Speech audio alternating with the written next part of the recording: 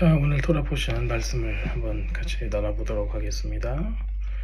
오늘 제목은 바예제입니다.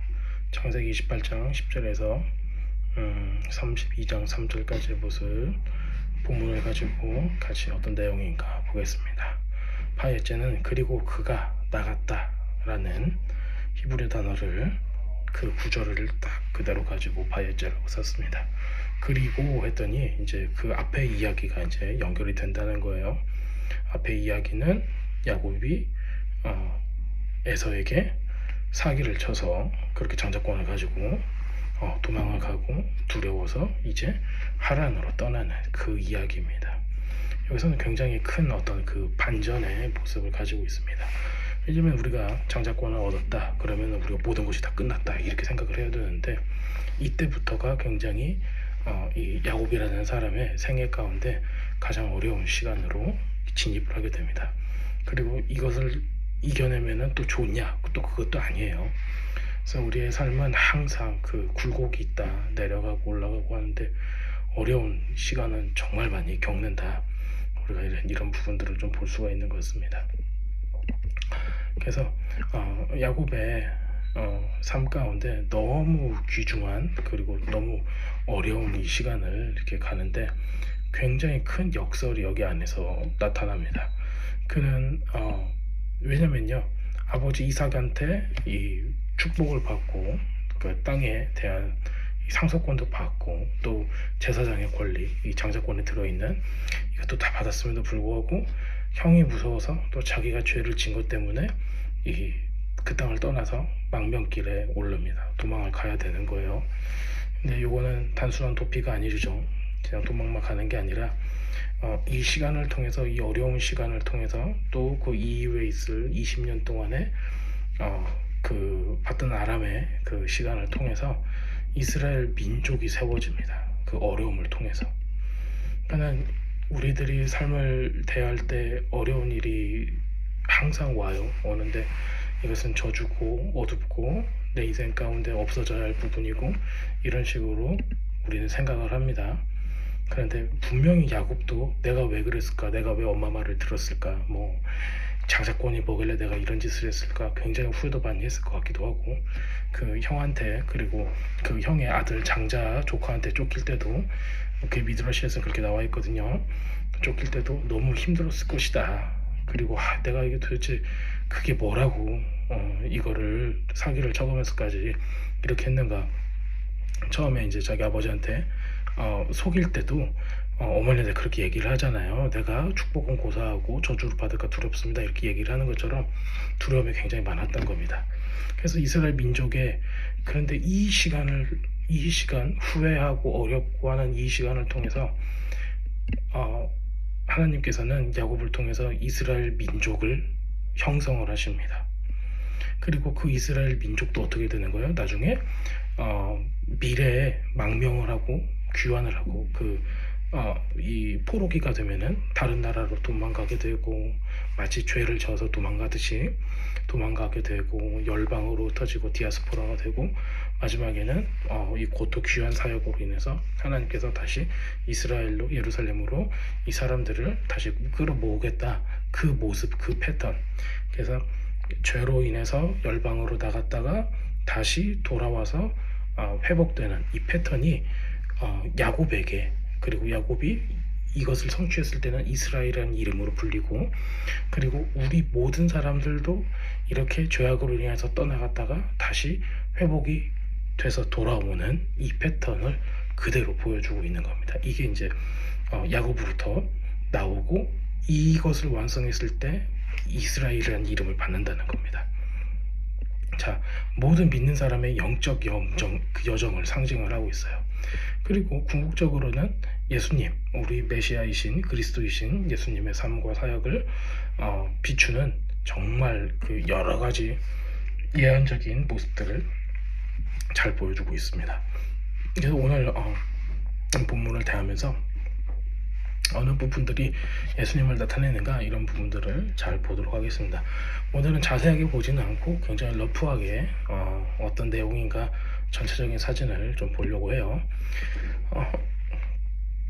이삭의 모든 재산을, 장자로서의 재산을, 그리고 제사장권을 받은 그 야곱인데도 불구하고 도망갈 때는 지팡이 다 하나만 갖고 가는 거예요. 왜냐면은 그 모든 재산권을 에서의 장남이 가서 뺏었다라는 그런 그 유대 문헌이 있습니다.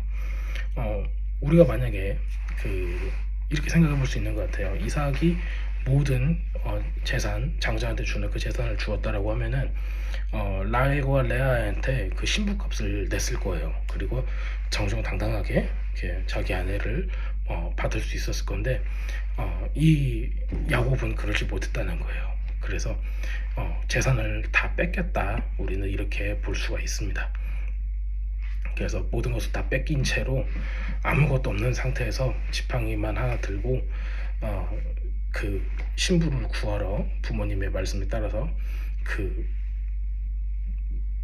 어머니 아버지와 살았던, 하나님께서 주시기로 그 약속한 땅을 떠나서 정말 어려운 곳으로 이렇게 가는, 아람 땅으로 가는 그 모습을 우리가 볼 수가 있습니다. 자, 이게 또 이제 그 야곱의 후손들이 겪게 되는 이 영적인 그리고 육체적인 그 어둠 속으로 이게 영적인 어떤 수준과 또 육체적인 것도, 물질적인 것도 이렇게 하강하고 있는 것을 이렇게 보여주고 있는 거예요. 그런데 주님께서는 이 어두움 가운데, 실패와 좌절 가운데서 하나님께서는 이 새로운 것들을 하시는 겁니다. 그래서 그때 가장 어려운 그 시간에 하나님의 그 가장 찬란한 계시가, 빛이 비춰지고 그 언약이 새롭게 되고 완전히 새로운 사람으로, 약하지만, 비록 약하고 어렵지만은 이 모든 것들을 이 시간을 통해서 하나님께서 형성하시는 것을 볼 수가 있습니다. 그래서 오늘 우리가 창세기 28장 10절 그리고 32장 초반까지 이렇게 볼 때 어떻게 이런 일들이 일어나는가를 보도록 하겠습니다. 먼저 우리가 이제 봐야 될 부분들이 창세기 28장 10절에서 22절까지 그 초반부의 모습입니다. 야곱의 여정 가운데서 그 베델에서 하나님을 만나는 그리고 개인적인 그 신앙이 이렇게 형성되는 그런 모습들을 우리가 볼 수가 있어요. 이 부분이 앞으로 예수님을 통해서 펼쳐질 그 구속사의 아주 예언적인 부분들을 잘 담아내고 있습니다. 혼자서 떠나는 그 길 너무 어려워요. 그 야곱에게 하나님께서 직접 나타나셔서 위로해 주십니다. 그리고 이건 단순한 위로를 떠나서 이 왔다 갔다 하는 그 사다리의 모습, 그것이 하늘과 땅을 이어주는 유일한 통로, 유일한 중보자, 유일한 그 가운데 서 계실 수 있는 메시아 그리스도, 그 분이 그 위치에 있을 거라는 굉장히 큰 계시를 우리에게 줍니다. 바로 이제 이 계시 때문에 우리 크리스천들이 믿는 사람들이 예수님이 어떤 역할을 하는가를 제대로 우리가 알 수가 있어요.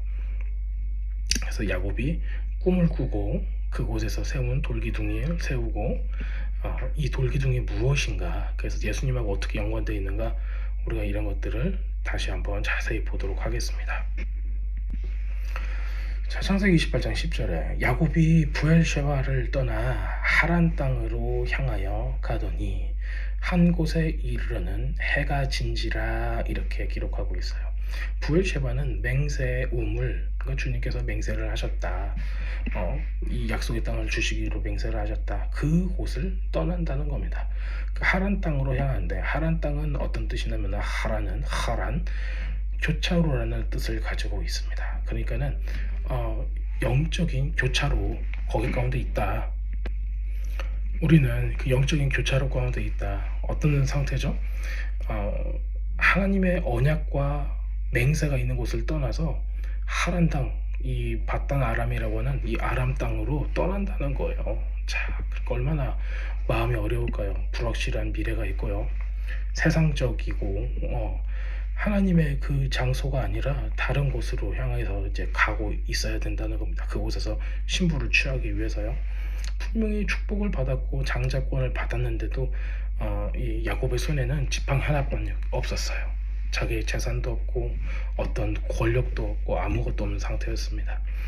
그래서 이곳에 이렇게 얘기하고 있어요. 한 곳에 이르러, 그 한 곳에 이르러 해가 지었다, 이렇게 얘기해요. 그래서 그 사람의 인생길 가운데 해가 져버렸다, 찬란한 게 아니라 어두워졌다, 이 모습을 이렇게 계속 보여주고 됩니다. 여러분들도 여러분들 삶 가운데서 해가 진 것처럼 어려운 시간을 보내고 계실 수도 있습니다.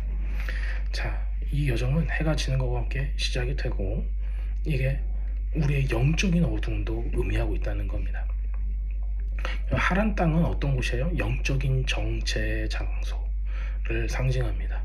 교차로니까는 여기로 갈까 저기로 갈까, 영적인 곳으로 갈까 육적인 곳으로 갈까 고민하는 그런 장소입니다. 실패하고 좌절해서 이렇게 고민되는 그런 장소예요.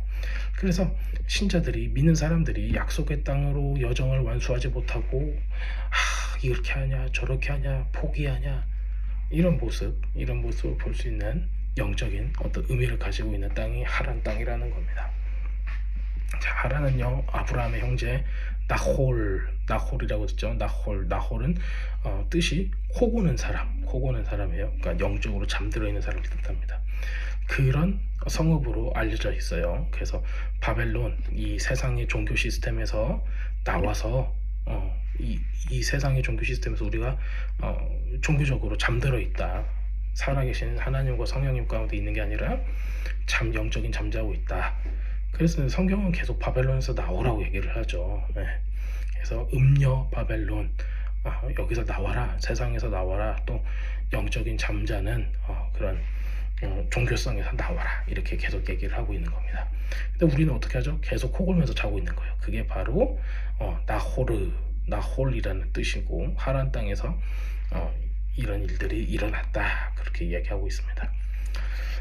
이게 바로 이제 우리들한테 경고하고 있는 그런 모습을 보고 있어요. 자, 한 곳에 이르러 11절에 한 곳에 이르러, 이게 하마코움이라고 그 히브리 단어에 나와 있어요. 근데 이게요, 가다가 어떤 장소 이렇게 얘기하는 건데 여기 하가 붙어요. 그러니까는 특정한 바로 그 장소라고 얘기하는 거예요. 그러면은 우리들은 한 곳에 이르렀다라고 번역을 했기 때문에 한 곳이라고 하지만은 유대인들이 볼 때 이거는 하마꼼이라고 하는 거예요. 그러니까는 특정한 바로 그 장소에 이르렀다라고 얘기하는 겁니다. 그러면 뭐가 특정하냐, 이거를 우리가 알아야 되는데, 이 미드라시나 옛날 그 고대 이스라엘의 이런 책들을 보면은 이곳을 굉장히 중요한 곳으로 보고 있어요. 정관사 더가 붙었어요. 그래서 하가 붙었는데 이게 바로 그 중요한, 너희들 모두가 아는 그 중요한 장소다. 그래서 유대 전승과 성서학자들은 이것이 바로 아브라함이 이삭을 바치려 했던 모리아산, 그 산으로 생각을 했다라고 얘기하고 있어요. 미드라시에서 나오고 그렇습니다. 물론 지금 우리가 벳엘과 예루살렘은 떨어져 있는, 굉장히 어느 정도 운전하고 막 가야지 갈 수 있는 그런 다른 장소예요. 하지만은 영적으로 이거를 풀이하기 위해서 제가 좀 더 설명을 해드리겠습니다. 즉, 이 장소는 모리아산, 이삭을 바쳤던, 그리고 미래에는 예루살렘 성전이 세워질 바로 그곳으로, 이게 고대로부터 그렇게 생각을 해왔다는 거예요. 그래서 요거를 이 히브리어로 보면은 더 드러나요. 이게 이제 그 장소에 이르렀다라는 거가 히브리 동사 파가라는 거예요. 도착했다 이런 뜻이 아니라 마주쳤다라는 뜻이에요. 마주쳤다. 그러니까 이게 하나님께서 그 장소를 만나게 하셨다예요. 그러니까 이게 어디에 도착했다라는 정도가 아니라 맞부딪혔다예요. 그러니까 하나님의 뜻에 의해서 그 장소를 마주했다. 이게 하나님의 뜻 가운데 있다라는 그런 겁니다. 그래서 장소를 의미하는 마콤, 이 마콤은 또 어디서 나오나? 쿰마 이스라엘, 달리다 쿰 할 때 있죠. 일어나다라는 뜻을 가지고 있어요. 그래서 이 마콤은 일어난다라는 뜻을 그 안에 가지고 있어요. 그래서 요거는 그냥 장소, 캠핑장 이런 거가 아니라 어떤 장소예요? 바로 일어나는 장소예요. 누가 일어나겠어요?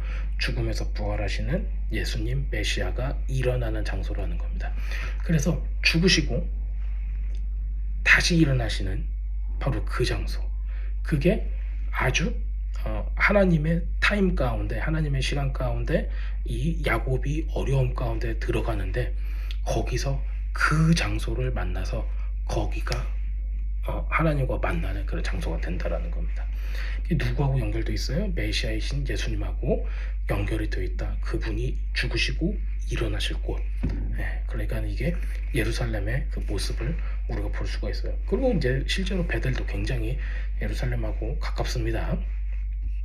가깝다면 가깝죠. 자, 어떤 일이 일어나는가 조금 더 보겠습니다. 그 야곱이 어떤 일이 있어요? 꿈에 본즉 12절에 꿈에 본즉 사닥다리가 땅 위에 서 있는데 그 꼭대기가 하늘에 닿았고 본즉 하나님의 사자들이 그 위에서 오르락 내리락 했다. 이렇게 기록하고 있어요. 사닥다리는 히브리어로 슐람입니다. 슐람. 자, 하늘과 땅을 잇는 통로도 나와요. 바로 사닥다리가 있고 그 위에서 땅 위에 서 있어요. 사닥다리가. 그리고 꼭대기가 하늘에 닿고 한쪽은 땅에 있겠죠. 땅 위에 서가지고 하늘과 땅을 연결을 시켜놨다는 겁니다. 그 본즉 하나님의 사자들이 그 위에서 오르락 내리락 했다 이렇게 얘기해요. 여기서 주목할 점은 이 히브리어로 보면은 굉장히 미묘하게 이게 차이가 있어요.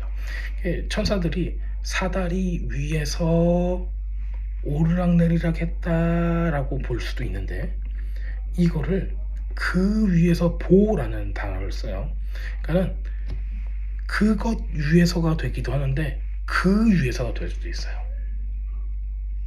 그러니까는 이게 어떻게 보면 그가 야곱일 수도 있고요.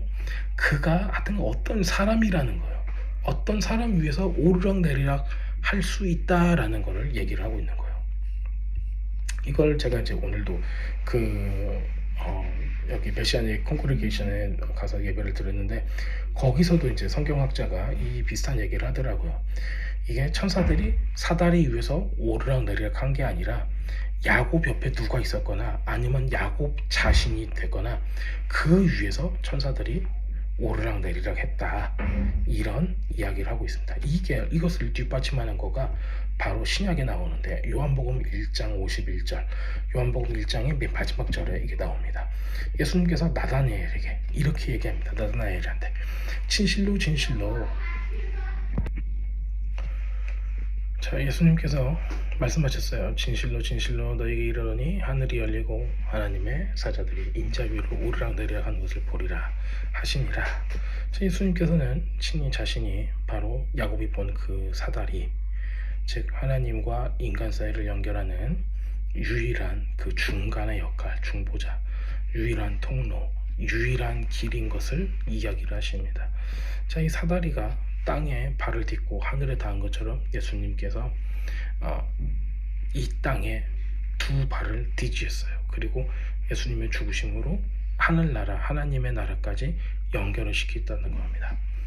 그래서 주님께서는 하늘로 승천하신 이유가 바로 이것을 이루기 위함이죠. 자, 이 사다리는 예수님의 구속 사역 전체를 보여주는 완전한 그림이 되고 있습니다. 자, 그렇다면은 이 에벤이라고 하는 이 돌을 세우잖아요. 돌을 베개로 삼고 거기서 누워요. 이것이 도대체 무슨 뜻인가?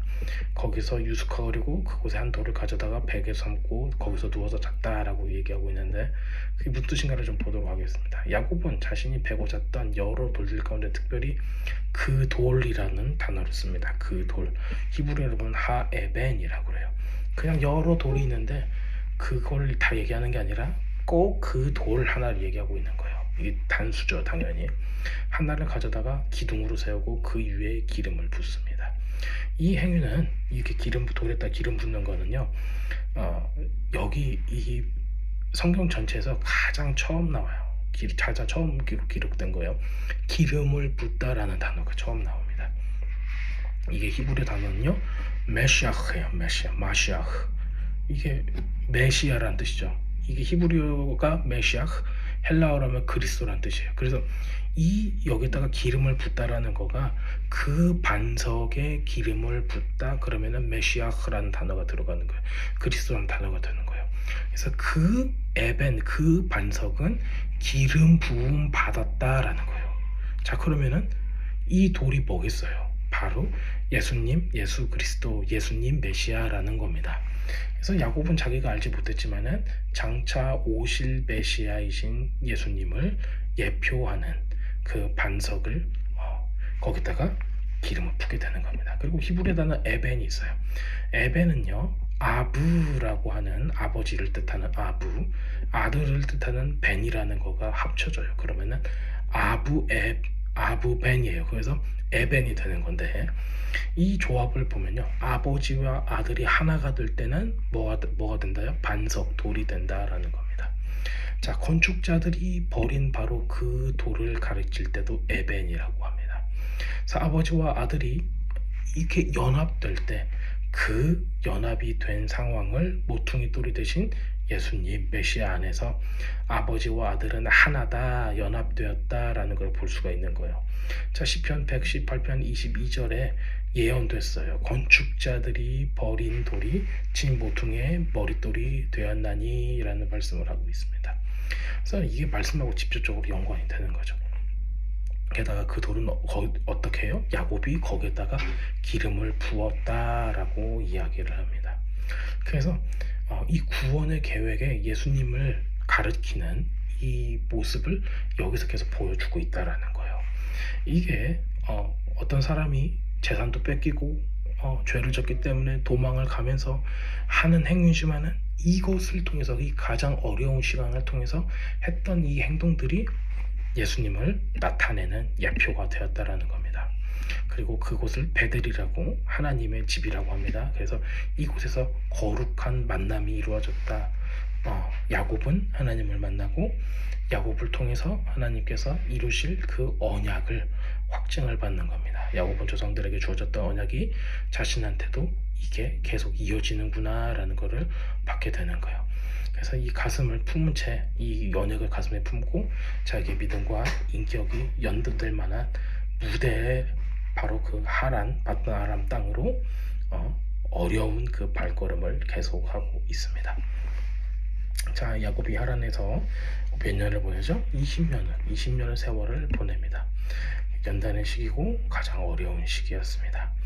이 기간에는 과거에 아버지를 속였던 대가를 치릅니다. 뿌린 대로 거둔다 라는 게 있어요. 뿌린 대로 거둔다. 그 말처럼 하나님은 이 야곱의 속임수를 그대로 야곱도 받게 만드세요. 자, 동시에 고난의 과정 가운데 하나님께서는 하나님의 주권적인 섭리를 통해서 이스라엘 12지파의 기초를, 애들이 태어나니까 12지파의 기초를 세우게 됩니다. 자, 야곱은 개인적인 이 시련을 통해서 이 이스라엘이라는 국가의 이 처음 부분을 이렇게 만들어내는 그런 시간을 맞이하게 됩니다. 자, 이스라엘이라는 공동체, 이스라엘이라는 국가, 이스라엘이라는 믿음의 사람들이 탄생하는 거대한 이런 구속사적인 큰 전환점을 맞이하는 그런 시간이 됩니다. 자, 야곱은 우물가에서 누구를 만나죠? 라헬을 만납니다. 라반의 딸 라헬을 만나 아주 처음부터 너무 좋아하죠. 그래서 라헬을 아내로 맞이하기 위해서, 자기 신부를 맞이하기 위해서 7년 동안 보수 없이 외삼촌 라반을 섬깁니다. 자, 라헬을 향한 그의 사랑이 너무 깊었기 때문에 7년의 세월은 그에게 며칠처럼 느껴졌습니다. 그런데 7년 봉사 끝난 결혼식 날 밤 라반은 야곱을 속입니다. 그래서 라헬 대신에 그 언니 레아를 그 방에다가 들여보는데 이게 마치 에서가 들어가야 되는 그곳에 야곱이 들어간 것처럼 이걸 바꿔치기 하는 거예요. 원래 전승에 의하면은 이렇게 됐다고 해요. 에서가 레아하고 결혼하기로 이미 약속을 했었고, 그 다음에 야곱이 라헬하고 결혼하기로 이렇게 약조를 맺었다는 거예요. 그런데 지금 에서가 장자권을 못 받았고 다른 사람하고 결혼을 해버렸어요. 그러니까는 이게 파혼이 되는 거예요. 그러니까는 지금 이곳에 온 야곱이 속임을 받아서 이 책임까지도 야곱이 져버리는 그런 상황 가운데 있는 겁니다. 다음 날에 이 사실을 알게 되고 야곱은 어떻게 이런 일이 있습니까? 얘기를 하니까 라반은 그 지역의 관습을 핑계로 대고 또 다시 7년을 요구하고 자기 딸 둘을 원래대로라면은 에서하고 결혼해야 되는 레아와 야곱하고 결혼해야 되는 라헬을 둘 다 야곱에게 다 줘버립니다. 그리고 신부값으로 7년이라는 무보수 7년이라는 노예와 같은 삶을 살게 됩니다. 그래서 이것을 성경에서는 마치 야곱이 스스로 한 범죄로 인하여서 이런 것들을 받는 자업자득의 모습을 그대로 받는다. 자신이 행했던 속임수를 그대로 남도 그에게 속임수를 했다. 그래서 이게 어떻게 보면은 하나님의 정의, 공의 이런 것들을 혹독하게 삶을 통해서 배운다. 그렇게 보게 되는 겁니다. 야곱은 결국 라헬도 이렇게 아내로 맞이하게 되는데 7년을 더 일해서 굉장히 열심히 살 수밖에 없는 그런 상황에 되어 있습니다. 이 모습을 보면은 나중에 나오는 율법하고는 굉장히 많이 다른 모습을 보게 돼요. 근데 이게 어떻게 되겠어요? 언니와 동생이 같이 남편을 공유한다. 지금으로서는 거의 상상조차도 할 수 없어요. 왜냐면요, 이 두 아내가, 두 여자가 서로 사랑을 받기 위해서 치열한 경쟁을 하기 때문에 그렇습니다. 얼마나 그 가정이 난리였을까 생각을 합니다. 왜냐면은 야곱은 라헬만 좋아하고 레아는 거들떠보지도 않았겠죠. 그런데 하나님께서는 이 막장 드라마와 같은 이 가정을 통해서 하나님의 놀라운 구원의 계획을 하나하나 이루어 나가십니다. 그러니까 어떻게 보면은 이게 정상적이지 않은 가정이고 율법에 의해서도 보면은 이 자매들하고 결혼할 수 없다라고 해놨는데 지금 이제 야곱은 이런 율법을 어기는 모습이에요. 어떻게 보면요. 자, 어떠한 사람은 남편한테 전혀 사랑받지 못하여 레아가 그렇겠죠. 그리고 어떤 사람은 남편한테 사랑을 받지만 자식이 없어요. 이런 모습, 이런 아이러니한 모습을 통해서 하나님께서는 한 사람 한 사람 하나님의 백성들을 만들어 내십니다. 그리고 하나님께서는 이 레아를 불쌍히 여겼다고 기록하고 있어요. 그래서 그녀의 태를 먼저 여셨고 아이를 낳지 못하는 라헬의 고통 속에서도 그 시녀를 통해서 아들을 주셨어요. 그렇게 해서 이 12명의 아이들이 다 태어납니다. 그래서 루벤, 시므온, 레위, 유다, 단, 납달리, 갓, 아셀, 이사갈, 스불론, 요셉, 베냐민까지 이렇게 나타납니다. 그래서 레아가 하나 첫 번째 해서 하나, 둘, 셋, 네 번째. 그 다음에 비라가 둘, 실바가 둘, 그 다음에 레아, 마지막 라헬 이렇게 해서 아기들을 12명을 낳게 됩니다. 이것이 바로 이스라엘의 12지파가 태어난 그 모습을 우리가 볼 수가 있습니다. 특히 이제 레아의 아들들 가운데 레위라는 아들이 있어요. 이제 레위 지파를 제사장 지파로 나타나죠. 레위라는 뜻은 연합이라는 거예요. 연합. 그래서 모든 믿는 사람들이 하나님께, 메시아께 하나가 되는, 그리스도께 하나가 되는 모습을 누가 얘기를 한다? 레위를 통해서 예표한다. 또 어떤 게 있어요? 찬양하다라는 뜻, 찬양이라는 뜻의 유다가 있어요. 바로 메시아 그리스도께서 유다 지파, 왕의 지파로 오실 것을 암시를 하는 것. 이게 다 이 12명의 아이들 가운데, 하나님의 섭리 가운데 주님께서 주시는 이런 12지파 가운데서 나타나는 모습입니다. 자, 라반은 자신의 이익을 위해서 10번이나 품삯을 바꿔가지고 계약을 바꾸고 야곱을 막 계속 착취하고 있어요. 그런데 하나님은 야곱을 축복하셨습니다. 야곱은 라반의 양떼 중에서 얼룩진 거, 점 있는 거 이것만 품삯으로 정하겠다 하는 이런 독특한 방법을 사용을 합니다. 왜냐하면 하얀색 양을 좋아하지 점 있고 뭐 색깔 있고 이런 거 사람들이 안 좋아했거든요.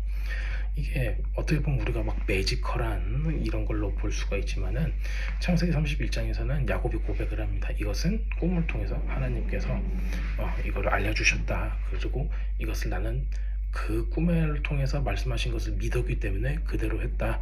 이게 어떤 행위예요? 믿음의 행위인 거예요. 그 다음에 이 믿음의 행위 가운데 사용했던 세 가지 종류의 나무가 있어요. 세 가지 나무. 우리 31장을 저도 좀 펴서 보겠습니다.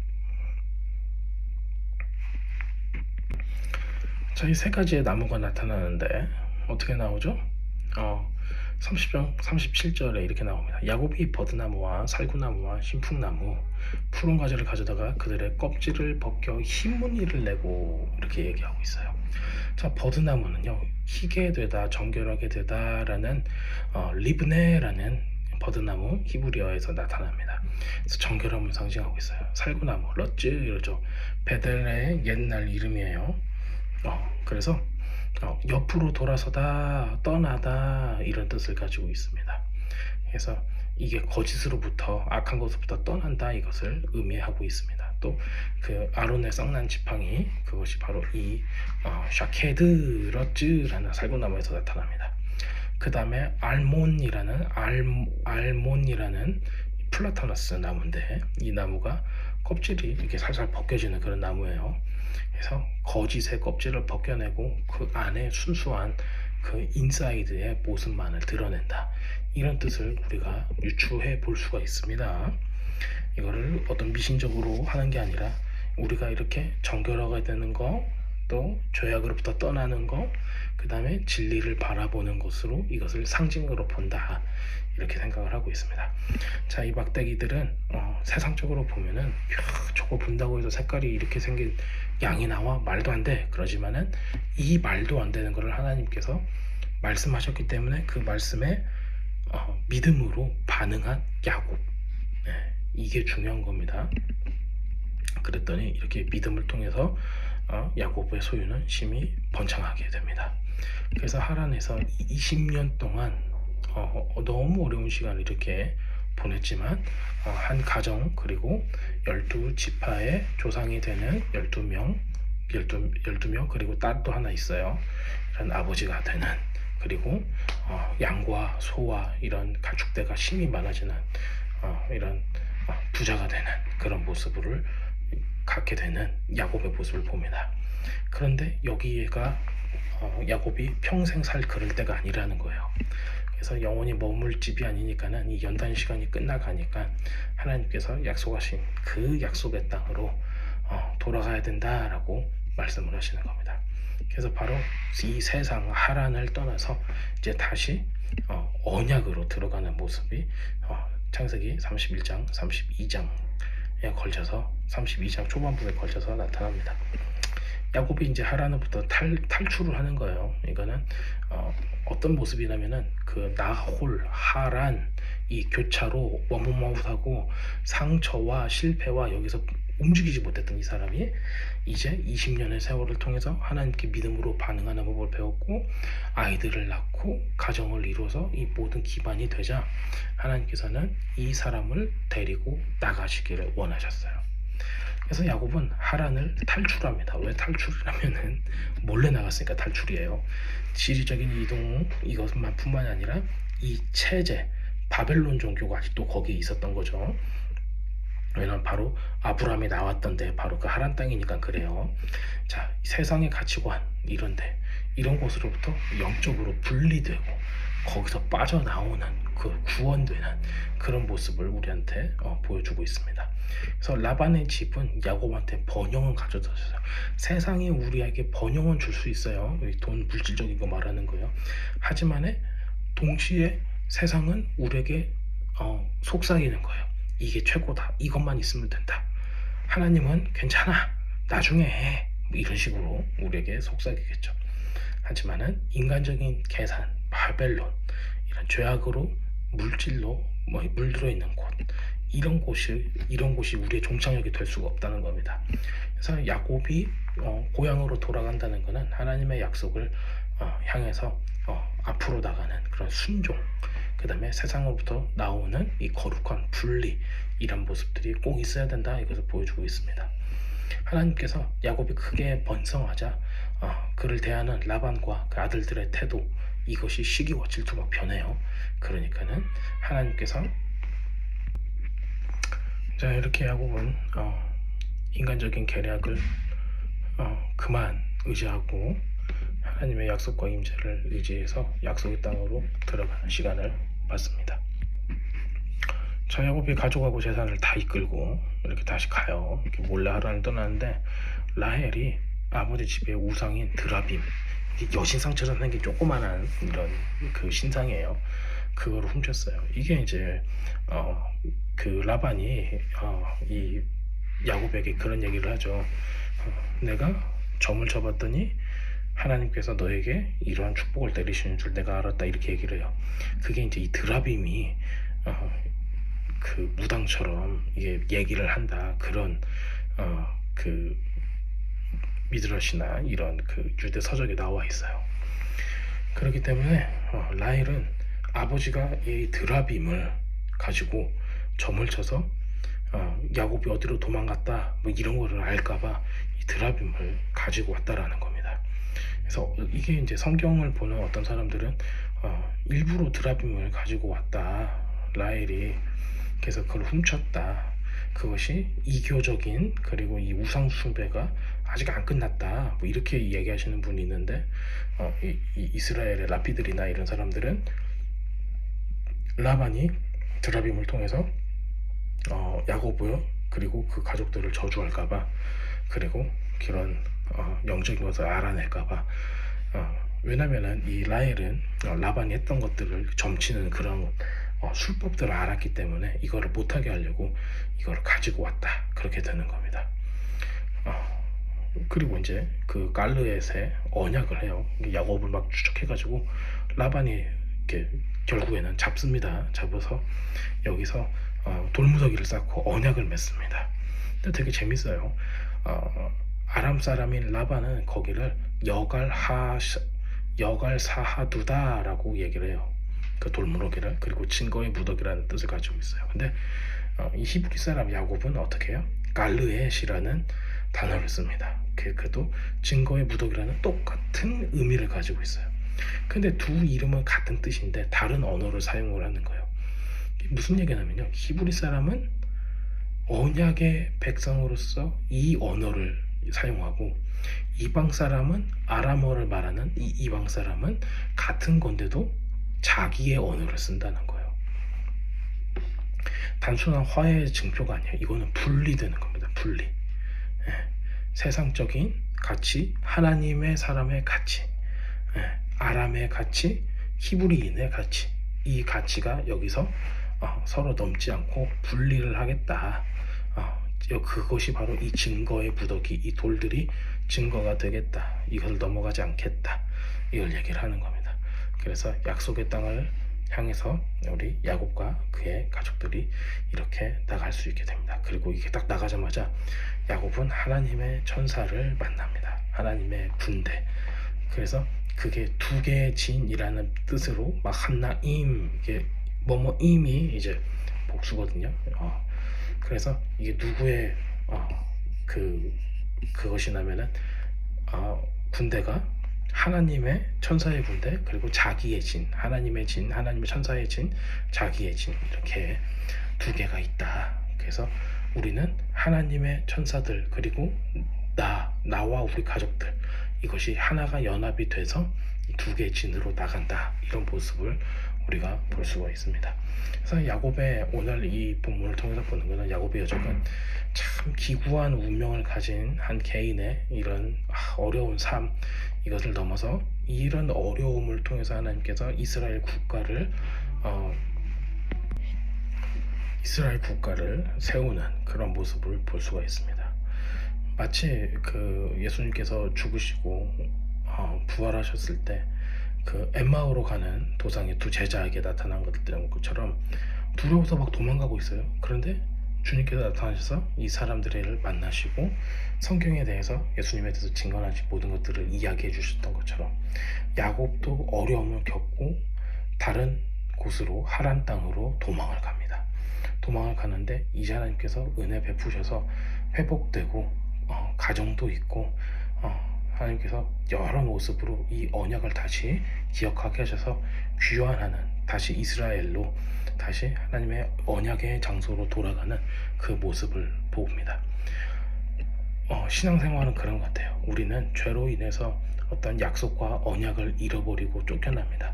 하지만 하나님의 은혜로 다시 돌아오게 되고 이 하나님의 은혜가 우리를 다시 한번 살리고 다시 한번 하나님의 언약을 하나님의 이름 때문에 내가 잘나서가 아니라 우리가 뭐 대단해서가 아니라 하나님의 영광을 위해서 하나님께서 우리를 회복시키는 것을 우리가 볼 수가 있습니다. 이 망명길에서 베델 하나님의 집, 하나님의 집은 성전이잖아요. 그래서 베델이라는 거가 지명일 수도 있지만은 벳엘, 베이트엘 하나님의 집을 나타내는 것으로 볼 수가 있습니다. 그래서 오늘 여기서 만난 이 장소가 이스라엘에 있는 베이트엘이 아니라 하나님의 성전인 베이트엘을 말할 수가 있다. 그래서 이 랍비들이나 고대 이스라엘을 연구한 학자들은 그곳이 이삭을 바쳤고 지금 성전산에 그곳이 이 사람이 이 야곱이 돌백을 베었던 그 장소일 것이다. 그리고 아까 그 쿰이라는 하마콤에서 쿰이라는 단어가 있었잖아요. 그곳이 바로 예수님께서 다시 일어나시고 부활하시는 장소, 그러니까 그 예루살렘을 의미한다라고 생각하는 사람들이 이 고대 이 유대 문헌에는 있다, 이런 얘기를 하고 있습니다. 자, 어떨까요? 오늘도 우리의 삶을 통해서 어려움들을 통해서 우리가 죄인이지만 또 신앙생활을 하면서도 여러 가지 실수를 하고 어려움 가운데 있지만 여기서 멈추는 것이 아니라 우리가 도망가지만 그곳에서 주님께서 우리를 회복시키셔서 하나님의 의의 이름, 하나님의 이름을 위하여 우리를 다시 회복시키는 주님을 신뢰하면서 나가는 여러분들 되셨으면 좋겠습니다. 저와 여러분들 이렇게 말씀 가운데 새로워지는 그런 시간을 통과하셨으면 좋겠습니다. 자, 오늘은 여기까지 설명을 마칩니다.